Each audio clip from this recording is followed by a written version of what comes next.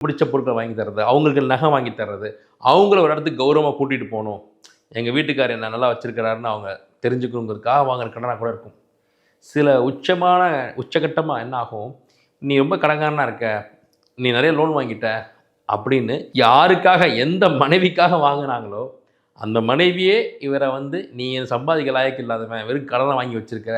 எப்ப பார்த்தாலும் கடன்காரனாவே இருக்கேன்னு" சொல்லி அவங்கள விட்டுட்டு விலகி போகக்கூடிய ஒரு சூழல்லாம் இந்த மேஷ லக்ன ஆண்கள் கடந்து வரக்கூடிய ஒரு சூழல்லாம் ஏற்பட்டிருக்கு. தன்னுடைய பிறந்த வீட்டில் பார்த்தீங்கன்னா, இந்த மேஷ லக்ன ஆண்கள் பார்த்தீங்கன்னா, இயல்பிலே 12 ராசியிலே தலை ராசி அவங்க இல்லையா? அப்ப ஒரு தலைமகனுக்குரிய பண்பு தான் அவங்களுக்கு இருக்கும். அதுலேயும் பார்த்தீங்கன்னா, கடகத்தில இவங்களுடைய ராசியாதிபதி நீசமா இருக்கார். அப்ப தன்னுடைய தாயார் வந்து ஒரு சொத்து பிரிக்கக்கூடிய இடத்துலயோ, இல்ல ஒரு ப்ராப்பர்ட்டி அமையக்கூடிய இடத்துலயோ, "தம்பி நீ நல்லா தானே இருக்க. நீ எப்படினாலும் பொழைச்சுக்குவ."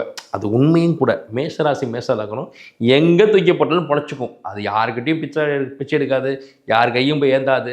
எப்படினாலும் மானம், ரோசம், மரியாதையோட கர்வமாக வாழ்ந்துடும். எங்கேயாவது போய் மூட்டை தூக்குமே தவிர யாருக்கிட்டையும் போய் கையேந்தாது. கடன் வாங்குவாங்க. "நான் திருப்பி கொடுத்துட்றேன். என்ன வட்டியோ சொல்லுங்க." அப்படின்ட்டு அதிகாரமாக போய் தன்னுடைய பலத்தை காட்டி கடன் வாங்கிட்டு வருவாங்களே தவிர, கைமாத்து வாங்கிட்டு வருவாங்களே தவிர, யாருக்கிட்டையும் பிச்சை கேட்குறதோ, யாரையும் ஏமாற்றி சாப்பிட்றோன்னு நினைக்காது. அப்போ அவங்கள பெத்த தாய்க்கே தெரியும், இது வந்து கெட்டிக்கார பிள்ளை, இது எங்கனாலும் பொழைச்சிக்கும் அப்படின்னு சொல்லி அந்த அம்மா பெற்ற தாயை வந்து என்ன சொல்லுவாங்க, "நீ நல்ல திறமைசாலிப்பா, நல்லா சம்பாதிப்ப, நீ எப்படியும் வாழ்ந்துடுவ.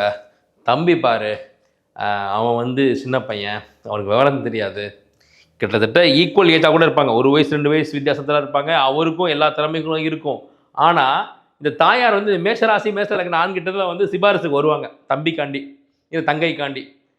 "அவனுக்கு நீ இதை விட்டு கொடுத்துரு, இல்லை அவளுக்கு இதை விட்டு கொடுத்துரு. இந்த ப்ராப்பர்ட்டி மாதிரி இன்னும் நிறைய ப்ராப்பர்ட்டி